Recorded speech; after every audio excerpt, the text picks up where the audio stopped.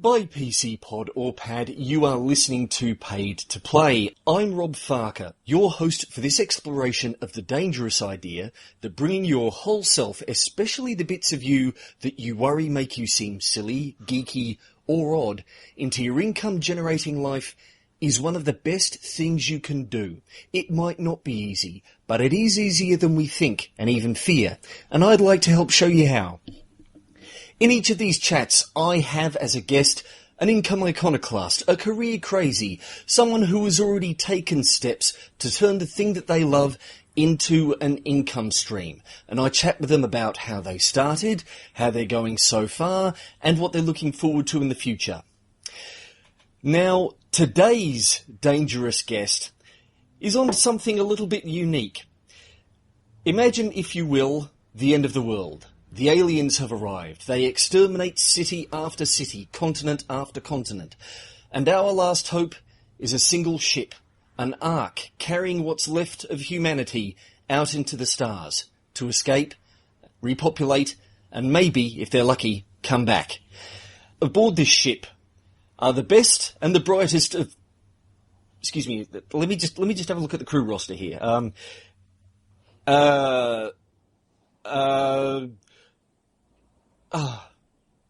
Stuff it, folks. We're screwed. Humanity is doomed. We are. If this crew roster is any indication, the SS Hopeful is going to crash and burn at any second.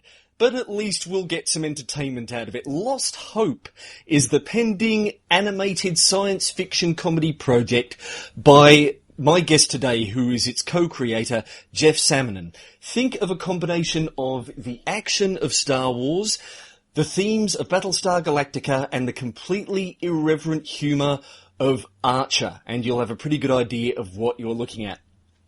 Jeff's day job is a web host and site designer, but his dream is to get this project of his off the ground. He and Natalie have started a Kickstarter project asking for help to get the series on its way. But don't think that all they've got is concept sketches and pipe dreams. They've actually produced some phenomenal work so far. They've got the assistance of several pro voice actors, including Marisha Ray, one of the fun folks who plays D&D every week on the web series Critical Role, as well as Michael Hurst, whom you might know from the TV series Xena Warrior Princess. They actually have some clips on their site so you can get a taste of what Lost Hope is going to be. As of this recording, Lost Hope has 21 days left in its Kickstarter campaign, and by the time this episode goes live, it will be about 15 days left. So it's my hope that after you listen to this chat with Jeff, you will go and chuck this phenomenal project a couple of bucks. Jeff, it is a pleasure to be speaking with you on Paid to Play. Thank you very much for coming on. Yeah, thanks for having me, Rob. I'm really excited to be here and talk a little Lost Hope and a little bit about my inspirations. No worries. So before we get into that, I have one question.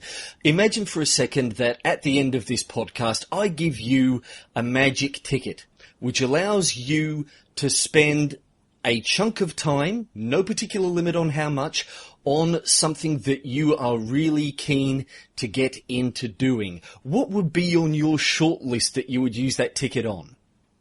Oh, well, see, now that's an interesting one. The first thing I would probably have to use it for is to take a quick 10-minute breather and, step aside from all the stuff I'm doing on Lost Hope and then all my stuff on my day job just to relax, play some video games and really just, decompress from everything it takes to make something like this happen. But right after that moment of video gaming, I'd probably just dive right back into animating. Honestly, to tell you the truth, the more time that I get, the better, because it's all about buying my time back from the real world to make this, and that's, I think, kind of the same with everyone. It's getting your time back from your day job or your whatever you have to do to get through the day, your schooling, and then, use that time as wisely as possible towards your passions. And I think that's what I'd spend it on, just buy more of my time back. Yeah, I know what you mean. It's a fun thing when you sort of think about what you're going to do with your free time, all the games you're going to play, the TV you're going to watch, the movies you're going to see, and then you wind up tinkering with your personal project. In my case, it's this podcast or my personal website, and it's like, well, wasn't I going to be, doing something relaxation related or, just goofing off? But no, you spend most of it fiddling. Yeah.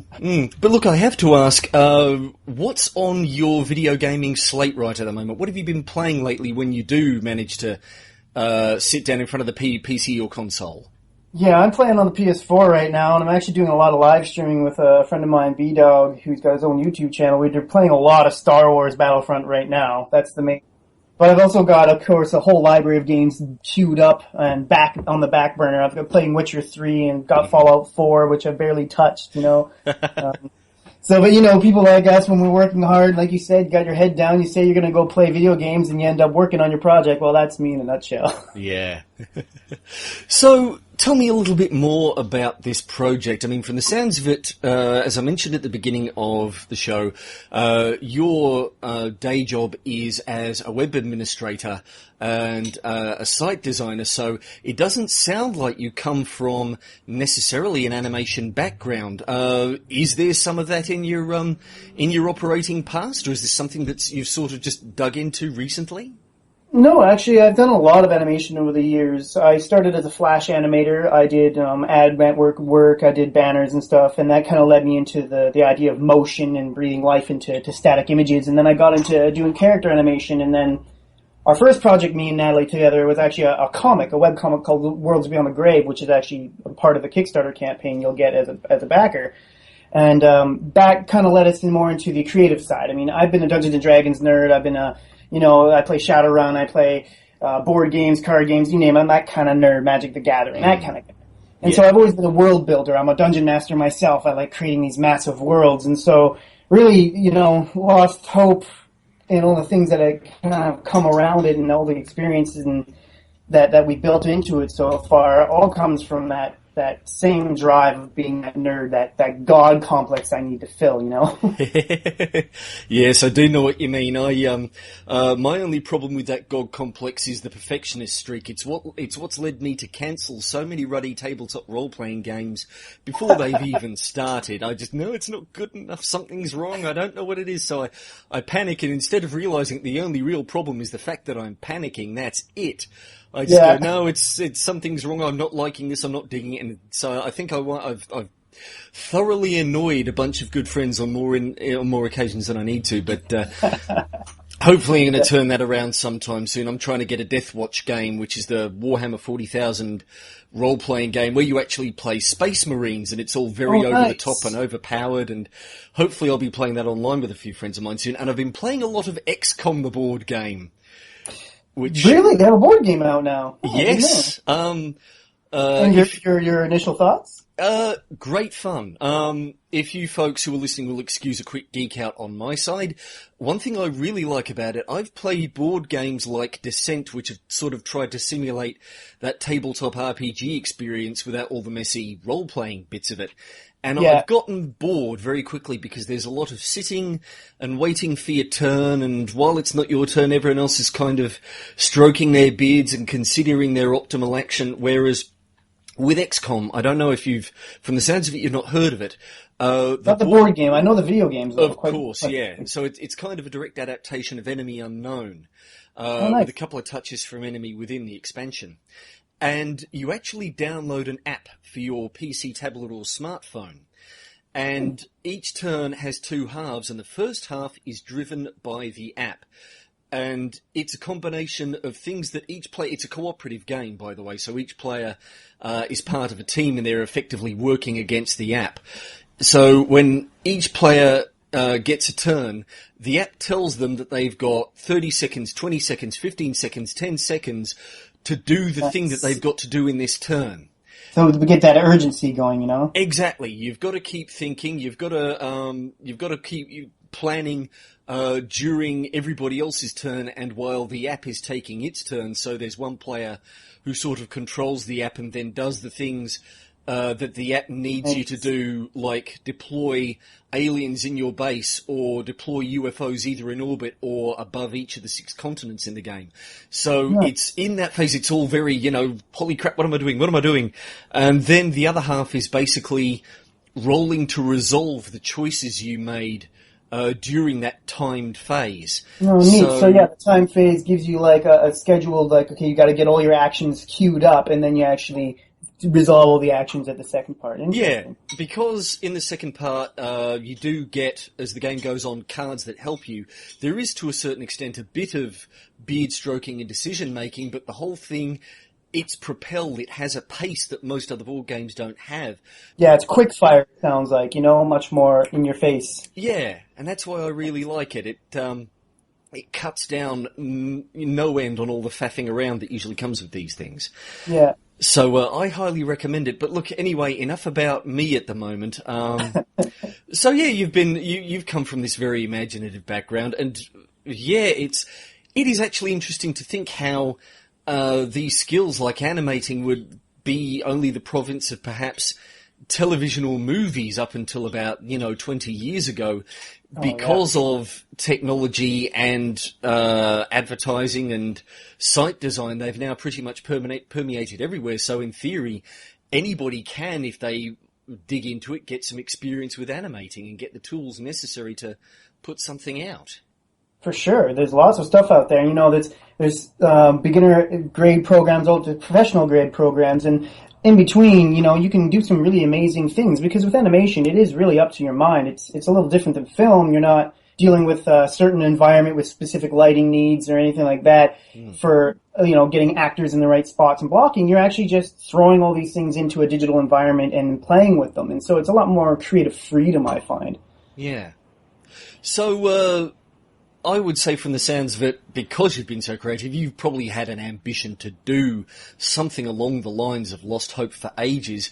Was there a specific moment when, I like to call it the Venkman moment? You're probably well familiar with Ghostbusters, right? Ghostbusters, nice job. Exactly. So it's the combination of two things when the 3 scientists are walking along, and Spengler basically sort of mentions how, based on the data he's captured, it's possible to contain a spectral entity indefinitely, and you just see Venkman's character just stop in the middle of the road and have that light bulb moment. And then later on, after they get turfed out of the university, he and Stantz are sitting on the steps and bitching, and then he says, "Ray, call it fate, call it luck, call it karma. I believe we were destined to get thrown out of this dump.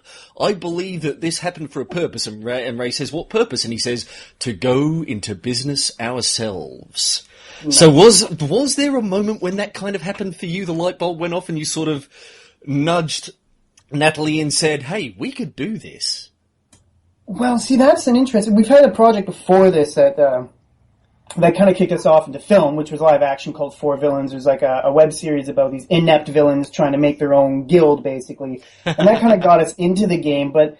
we tried taking that as seriously as we took Lost Hope. It didn't get as much traction or anything, but we always had the same goal. Straight out of high school together. We've been together for 15 years, so we pretty much had the same goals, is to have our own animation studio. And so what really kicked Lost Hope specifically off, however, was the loss of Firefly. One of my favorite shows of all time, will constantly be close up there with Cowboy Bebop, which is a very similar kind of space western, which is an anime. And when Firefly ended, and we found out that, it was because the networks aired out of order, and there was all these technical issues and whatnot, and, it deserves such a longer life, I thought to myself, how can we build something that is, loved by the fans, but also created basically by them, how can we get them to support it directly so that there's no bureaucracy in between that gets these things canceled? And so we said, let's jump straight into something we can control, something easier for us to manage, and that is, I have a background in animation, Natalie's got a background in art, we want an animation studio. Let's start that and see, hey, maybe the fans can make this happen instead. Let's do it a whole different ballgame, a whole different way. And that kind of really got us driven to, starting Lost Hope and really showing that we have what it takes to build something as a community opposed to as like a big network. Now, it's interesting that you bring up Firefly, and by the way, I do wish that in my wardrobe there was a coat of a sort of brownish colour. Brown coat, yeah.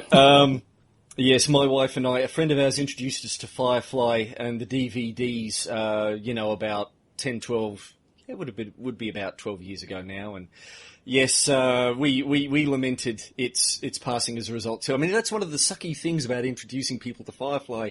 You sort of think in the back of your mind, yeah, I mean, you're introducing them to this great thing, but really, aren't you doing them a cruelty? You're introducing someone else. In a sense you are, for sure. Yeah, especially if you end up watching the movie at the end, and you get that horrible moment with Wash, and you just, it's so heartbreaking.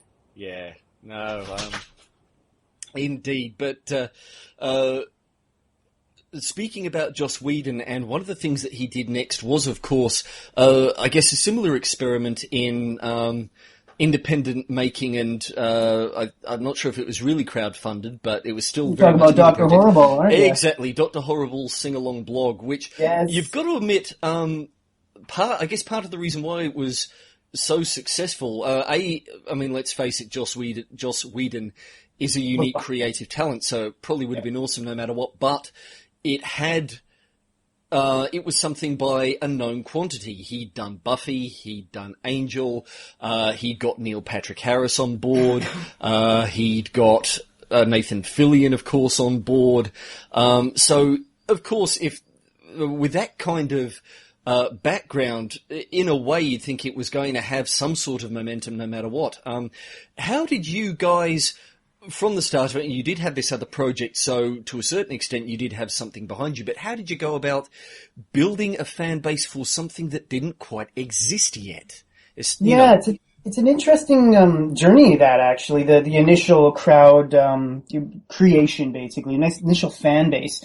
And what it comes down to is to be open and honest and transparent with your fans, and honestly set up your social networks, get that network out there, and contact your friends and family and tell them to share too. And at first, to tell you the truth, it was a hurdle because I have a hard time asking for help. I'm the kind of guy that wants to figure everything out myself and get it done myself. And Amen. If Natalie wasn't here, to pull work away from me, I'd probably do everything if I could. Yeah. But what it really comes down to is just asking, like we were very fortunate that I reached out to, Vince Castro from the Guild and Marisha Ray from Critical Role and Geek and Sundry and then, reached out to Louis Roscoe and Anna Hewlett in New Zealand, who ended up knowing Michael Hurst and being able to get me on board with him. And then again, with Michael Hurst even, it was just me asking. And of course, I think a big part of it has to do, especially with the actors, is that, we sent them these scripts that they really loved too. So, a big part of the community building isn't just, going out there and telling people about your project, but showing them that you legitimately have something of value to them. And it sounds kind of, almost sell-outy, if you will, but it's true. Regardless of who you are, even if you don't think you are, you're always looking for the value for you in something. And if you can cater that to the fans and say, hey guys, we want to make this with your help, I think it shows them that the value isn't just a tangible product they get in the end. The value is that they're part of its birth and its creation. And I think if you can jump on that train and show them right off the bat that you've got something solid, not just a concept, but something solid, that I think that's really what helped us make it as far as we have. So, take me through those early days of Lost Hope and getting to where you are now. So, I mean, you got these fantastic people on board. From the sounds of it, I guess there were no direct in-booth sessions with them because, you had people in New Zealand. Were you in the geographical vicinity of any of your people? Have you actually been able to be in the studio with them for the recording?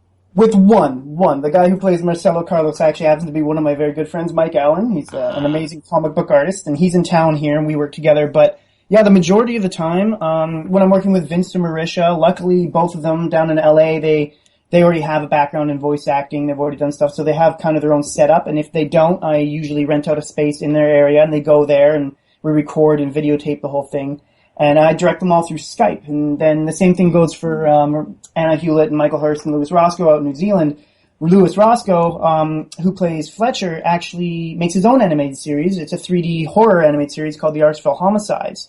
And we met through, and networking on LinkedIn, being both animators. And he wanted to be involved in Lost Hope. And so I said, I'm looking to voice some people, and I want to get one of the main characters from New Zealand. So we hired Anna, and he knew her. So he already had a setup at his house to record with his actors, and Anna happened to be one of them. And so now all of them, Michael, Anna, and Louis all go to his house, and they're recording in his living room, and I do it through Skype.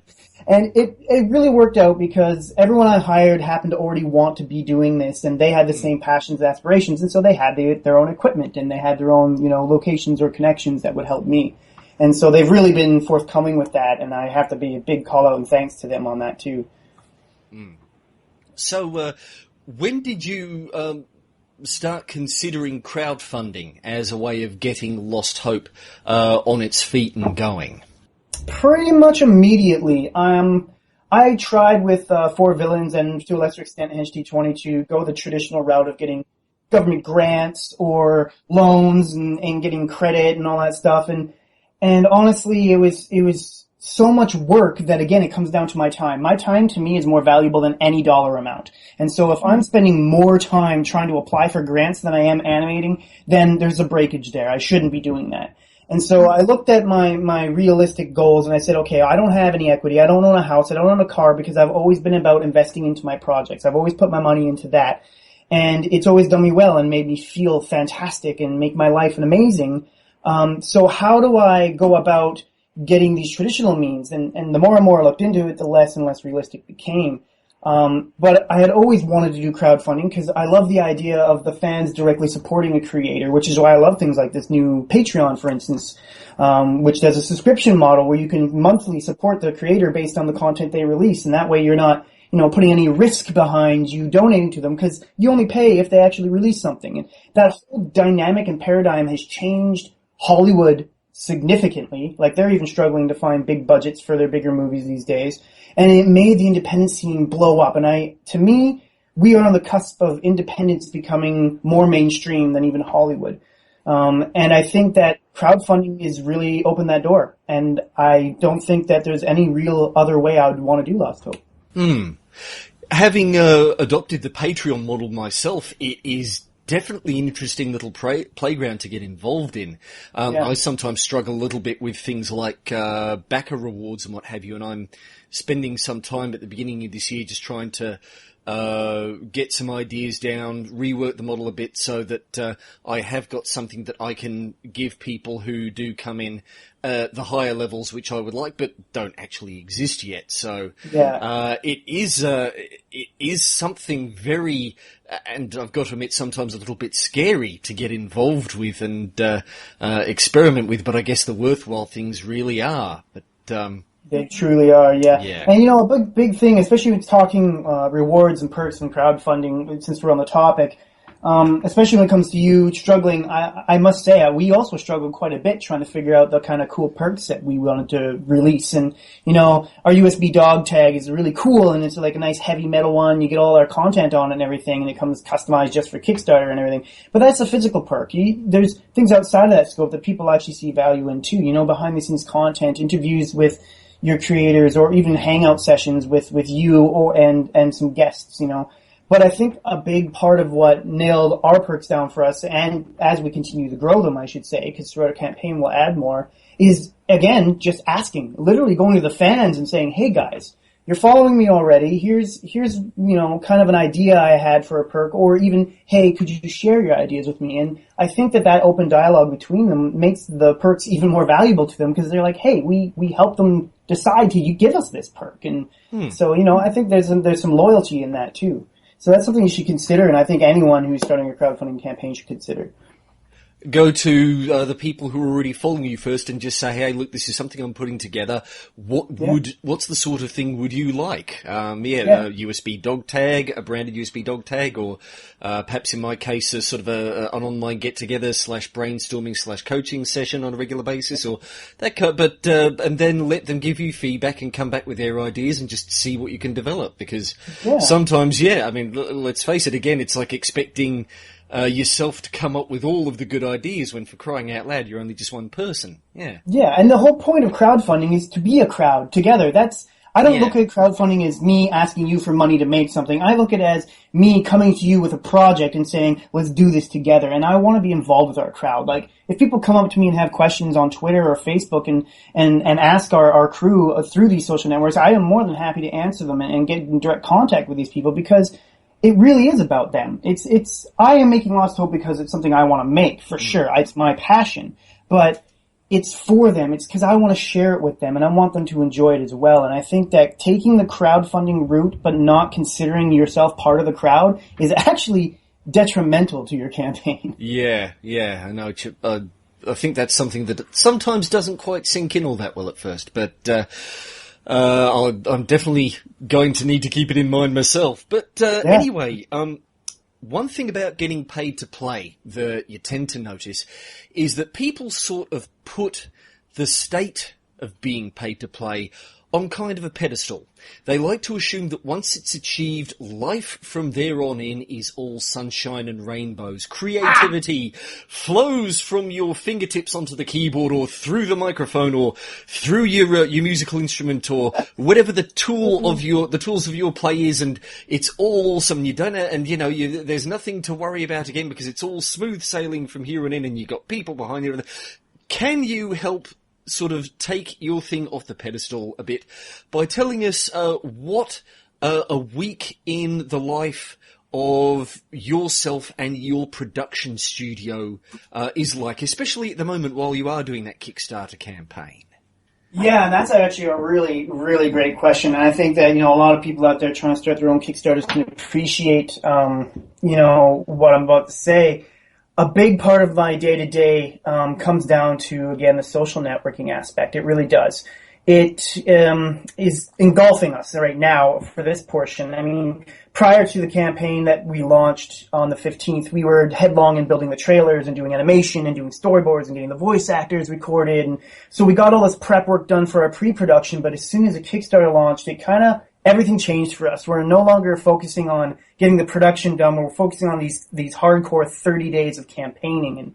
And so a good way to kind of break it down is through one day in my life, from when I wake up to when I go to work, and then from when I get home from work and work onward on Lost Hope. And so I'd say the first thing, I wake up in the morning, and of course I check all my social networks. I check Twitter, I check Facebook, I check LinkedIn, I check YouTube, I check our stats, I look at our analytics. I then do my next step, and I go through, okay, so I see my analytics, I see where people are flowing from, where people are getting the most response and engagement from, and I go to those platforms first, and I reply directly to people, and I say, hey, thanks for following me, hey, thanks for giving us a shout out, hey, would you be interested in putting us on your blog, kind of like I did to you, and so I kind of went all out there and say, okay, first, I have to go through and see where people are coming from and where they're most engaged, and then I got to go and engage them directly. And so that gets me from my morning to when I have to leave to work. Then I get home from work, and from there, it's going through and finding things that are related to our project, and not just talking about ourselves all the time. Because the big thing a lot of the Kickstarters miss is that when you're posting to your social networks and you want to promote your campaign, that's great, but you really should use about an 70 to 30 ratio is probably the best ratio. 30% promotion of your own stuff and 70% promotion of other people's stuff and other articles or just stuff that's related to your industry. Like, in our case, we do animated shorts and we talk about the new movies coming out and, all the creative industry around animation. And that is kind of like takes up a good chunk of my after work time. And then just before I could sit down and relax, play some video games and finally watching the shows with Natalie, we do one round of going through and using our social networking tools. We use Buffer and we use Social Bro. We use Crowdster, those three tools, and filling them up with all the new contacts, all the new content that we need for the day. And then we finally relax because everything's queued up for the next day or two and we got some content ready to go. So really it comes down to during your Kickstarter campaign, I have to say, is probably first knowing where people are coming from, digging into your analytics, engaging them directly on those, based on those analytics, and then doing a bit of promotion. And then when you get home, stocking up on other people's stuff and supporting other people's things and sharing other people's Kickstarters, because you're not just trying to grow your community, you're trying to help everyone who's trying to grow a community, and together will be more of a big blast, I think. Now, you are definitely in what from the outside looks like a great situation, because you've got Natalie there with you on this project. So it's, it's a labour of love that you are sharing with the person that you love. But that, of course, brings kind of a different dynamic to it, because you, in a way, you are both living this project. I mean, from the sounds of it, in a way, your work time is basically kind of the only break that, in a way, you would get from that kind of intensity. I mean, so what is that experience of actually, sharing such a big, involving project with the person you're in love with like? I get that question quite a bit. It's interesting, and my main answer right away is me and Natalie are very unusual people. We're not like most people, and this is going to sound very cliche, but we don't really argue. We don't really fight, because we have something that we're both passionate about. And I think that helps a relationship, if anything. And I get a lot of people asking me, do you guys get in arguments over Lost Hope, or do you guys have issues, or does it put any stress in your relationship? And I'm like, if anything, it has made us way stronger, because we've been able to collaborate on something. Similar to how when parents have a baby, they get to collaborate on that baby and it brings them closer together. Well, we consider Lost Hope our baby. And so it's really easy for us to get along. I mean, for 15 years, we've gotten along great. And I don't think that, adding something we both love on top of it's going to put any kind of detriment on that. So really, I feel blessed, and I feel very fortunate to have a girl who will let me make cartoons for a living with her, and she's such a phenomenally talented artist, and she fills all the gaps that I can't do, and I fill all the gaps she can't do, and I get to breathe life into her pictures, and she gets to draw pretty pictures. So really, it's awesome. Fantastic. That is great to hear. So, assuming everything goes absolutely fantastically, which fingers crossed it bloody well ought to with the Kickstarter project, what are the next steps from bringing Lost Hope to life? And actually, just to ask, what is the scope of the project? You've mentioned that you are looking at basically assembling some episodes that will total a 90-minute feature, if you will. How long do you reckon it will be until you can get that out the door? And then once that goal is fulfilled, what's next? Well, the whole idea of this Kickstarter is to make a new dynamic for how shows are released. And we looked to kind of the UK for their shorter scheduled miniseries. They do a lot of things like 6-run episodes of a miniseries, and then sometimes they'll make another 6-run of the same series continuing the story. And or like the new Sherlock, they run, I think, 3 to 4 episodes. And we looked at that and we said, that makes more sense for the web. That makes more sense for the internet. And so our initial goal for our Kickstarter is $30,000. That gets the first episode of our 4-part pilot made. And so the goal is to make a 4-part pilot, like you said, that makes a 96-minute movie in total. So the fans aren't left as just one episode and then nothing happens. And, they get a full story told in that 4 parts. However, the goal after, and each goal for in there, so 30,000 for the first episode, 50 for the second, and so on and so forth. So our stretch goals will get all 4 made. Then we'll run another Kickstarter once those are done to do another 4-parter, which will continue the story. And so each season essentially will be 4 episodes for us, and we'll make it into mini films instead of the traditional route of like 13 episode runs. And once we hit 13 episodes, we can say, there's an actual season. These are 24-minute episodes each. We're not going the 10-minute, 5-minute episodes that you see usually on YouTube. So we're doing a different route. However, production time. So say we meet our first goal of $30,000 and that's all we get. Per episode, it's about 6 months of production time. For the first episode, though, we have some extra prep work we have to do that'll kind of set up all 4 episodes to be produced, and some extra software and hiring on some extra talent. So it's going to take a little longer for that first episode. But our goal is, if we can get funded by the end or the middle of January, by the end of this year, we'll release our first 20-minute episode. And if we can fund all 4 episodes, every 6 months after that, you'll get another one up until the end of 2017. Fantastic. So this is at least a 2-year labour of love from the sounds of it, and then from then on, it's just more Lost Hope, more episodes as you can get them out. as we can get them out. And we will be shopping it around to networks, and we will be talking to places like Netflix and Hulu and PlayStation Network and Xbox and seeing if they're interested in picking us up as an actual serial series. So this first 4-parter is kind of like our pitch to them, and if the fans can help us make that, who knows, maybe we'll get picked up and we'll be able to run, 100 episodes one day, in total. And so I really think that, together as the crowd, it makes it much more realistic than just me and Natalie by ourselves. Yeah. And it almost seems to be the model nowadays where I remember hearing a chat with an author by the name of Scott Sigler, who is sort of an action horror author, and there were some questions about, putting your work out independently first and whether or not that would damage a relationship with a potential future relationship with a larger broadcaster. And I remember he sort of replied to that along the lines of something on the lines of where really if you can present a broadcaster with something that is successful and is popular, their response is going to be gimme. Exactly. If you make a proof of concept and you can prove that there's a following behind it, they're going to want to support you because you're basically a proven cash cow. Yeah. And at that point, you've overcome that hurdle, and that's what we're aiming for here. We want the fans to help us overcome that hurdle because especially for independents, it's all about the barriers to entry. And the barriers to entry in the film industry are extremely high these days because of how long Hollywood's been in control of everything. But like I've said, since independents are becoming more mainstream and like even video live streamers for games and stuff like that are becoming, Hollywood stars pretty much, there's an opportunity here for as a crowd to start making things together. And I think that collaboration is going to make more solid projects, and it'll also give people who have passionate ideas that are outside of the mold of Hollywood an opportunity to be made, which doesn't seem to be the case in the last 10, 15 years, where Hollywood's kind of like had a stranglehold on that and said, we're only going to make these things that kind of fit this mold because this is what people like and it's what sells tickets. Whereas with the independent scene, we've always been like, we're going to throw out anything, like art house or crazy animation or, serious drama, There's all these things that people are making that don't get the recognition that they probably deserve. But nowadays that's possible, and so I really think that's really the future. So if we as a crowd can make Lost Hope happen in that same respect, I think that a publisher like Netflix.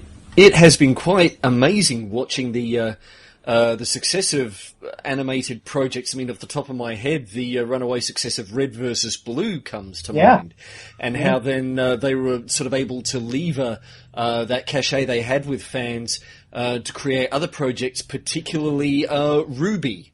Which was an amazing little animated series they made too, it's been... the Rooster Teeth crew, and now they're actually releasing a movie to theaters. I think it's called Laser Team. Yes, Laser Team with a Z. I've been seeing bits and pieces about that for quite a while, and it looks... So there you go, that shows right there a proven methodology that someone who starts off independent with just a small idea can grow it to be something that a big network like Xbox or PlayStation will pick up and then stream, and then that leads you to breaking through that hurdle, that barrier to entry that other producers and directors in Hollywood scoff at, and then you have the creative freedom that you wouldn't have had if you went with Hollywood, who has all these stipulations on your creativity, And I think that opens up the world for us creatives and us independents, and I have nothing wrong to say, nothing majorly bad to say about Hollywood, because I love the movies they produce, and I love the big budget stuff too, but at the same time, I think that now is the time of the independent.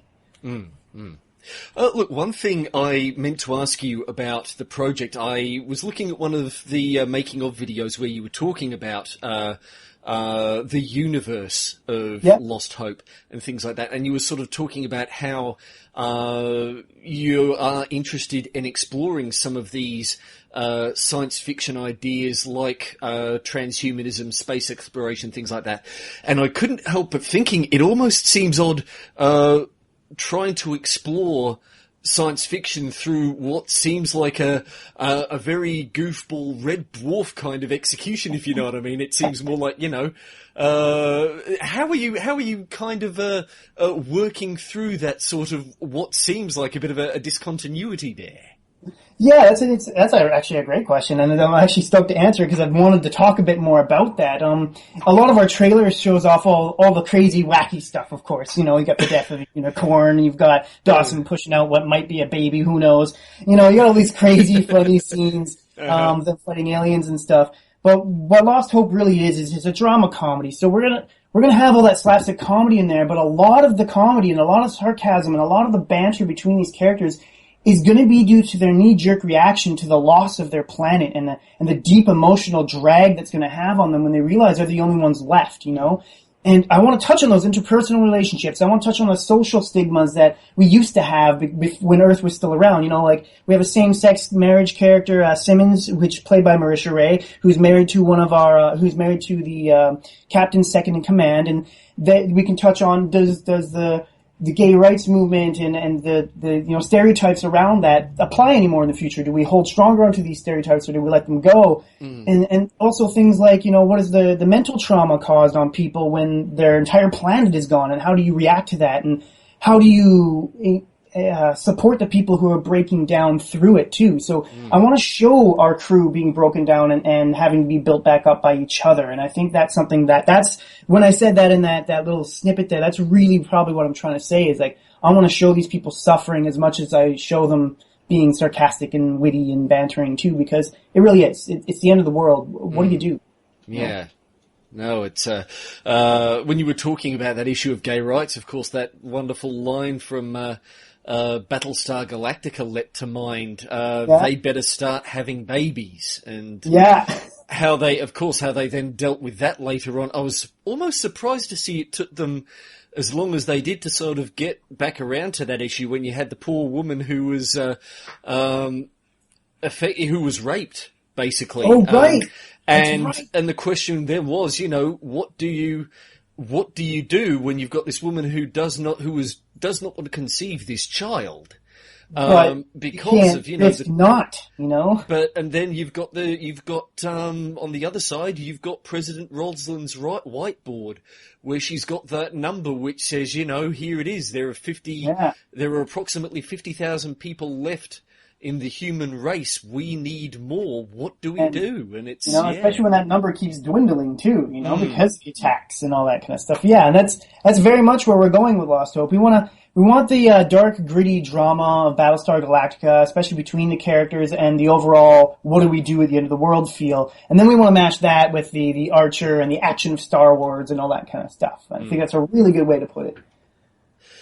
So, Geoff, if there were 3 things that you perhaps wish someone had told you when you were starting out on this endeavour with Lost Hope, or perhaps just getting into animation and creative projects generally, especially from the perspective of eventually getting paid to play, that might help someone who is in that sort of starting out situation that you were in, what would those 3 things be? Number 1, first and foremost, would be forget that you have anything, even an inkling or close to a comfort zone, because that's got to be scrapped right away. Because you're going to be thrown into situations where you're going to have to deal with things that you've never had to deal with or even consider dealing with, you know. As much as you try to foresee in the future what problems might crop up or issues that might come, you're never going to be prepared for that. So be prepared to always be outside your comfort zone. And you know what? Kind of revel in it. Make it your thing. So that's my first one. The second one I have to go with comes back to understanding what community means and what that means for your project, especially in the route of Kickstarter campaigns. I wish someone had told me a year and a half ago, 2 years ago, to start building an audience then. Because I would have a much larger following. I would have been able to manage all the people who are following me a lot better. And I wouldn't have had to learn so much on the fly as soon as we kicked off this project. And we'd probably be doing a lot better if we didn't. But at the same time, that learning experience that I'm doing right now is kind of a crash course, and it's taught me so much. But I do wish I had a little bit of a headway saying, you know, start building a community early and start engaging with people early. Don't just, hey, follow me, and then not talk back to them. When they follow you, say, hey, do you have any questions about what I'm trying to do? And open that communication, because communication, just like in a relationship with your spouse or a relationship with your friends or your family or coworkers, it's all about communication. And if you're not communicating, then you're kind of failing. And with a crowd, it's doubly so. So I suggest that highly. And then my third one would have to come back to the same conversation we had earlier about just asking. A lot of people I find, especially when they come to me saying, how did you get here? How did you get these actors? How did you do this? How did you do that? The answer 90% of the time is, I just asked. And sometimes they look dumbfounded. They get glossed over in their eyes as they think about it, and they don't realize the potential that's right there for just asking. But because we tend to focus on the negative in our lives, around us, and in the world, we always feel like no could be the worst answer in the world, but it's really not. It's actually the best answer you could get is just no. Trust me, I've had some really long-winded no's that were very painful to hear. And so I'd say get over your fear and just ask, because you never, ever know. Indeed. I mean, that's been one of the keystones of this podcast. I mean, I just think about people I'd like on, and then I get in touch with them, and I say, look, I've got this podcast. I reckon you would be a great fit for it. Would you like to chat with me for an episode? Yeah. And it's great when you come back and get a yes. And one thing I think I'd like to say is be, as a corollary to that, be persistent, but also make sure to be polite, because sometimes when you ask and you don't hear anything back, it's not because they've seen it and gone, who the hell is this jackass? I don't want anything to do with them. Delete. It's probably just because you got lost in the mill of all of the people who get in touch with them every day. So ask again, you know, but be polite. But like I said, be polite. Don't be spammy and don't force it. Just say, hey, I'm just touching base again, wanted to see if you got my email, or whatever the case may be. Yeah. So, after listening to this episode, where can people find out more about Lost Hope and get behind the project with their spare cash? Yes, well, the easiest way to get access to all our videos, all information, and to our Kickstarter campaign is go to the URL losthope.tv, and that has all of our videos, information about our awesome actors, some cool interviews, some behind-the-scenes stuff, as well as a link directly to our Kickstarter. And if you support us on Kickstarter, awesome. If you can't afford it, shares are just as valuable as money. So get out there, spread the word, tell your friends and family if you know they love Archer, they love Star Wars, they love Battlestar, because, you know, with the community and the crowd's help, we can make Lost Hope happen. And that would be a fantastic thing to see. Geoff, once again, thank you very much for coming on. And I kind of forgot to mention this at the beginning of the episode. The first episode of Paid to Play Season 4 2016. I reckon it's kicked the season off with a bang. It's been lovely having you on and getting to geek out with you a little bit about the show that you're working on. Vice versa. It's been great getting to know you a little, and thank you for having me on. No worries.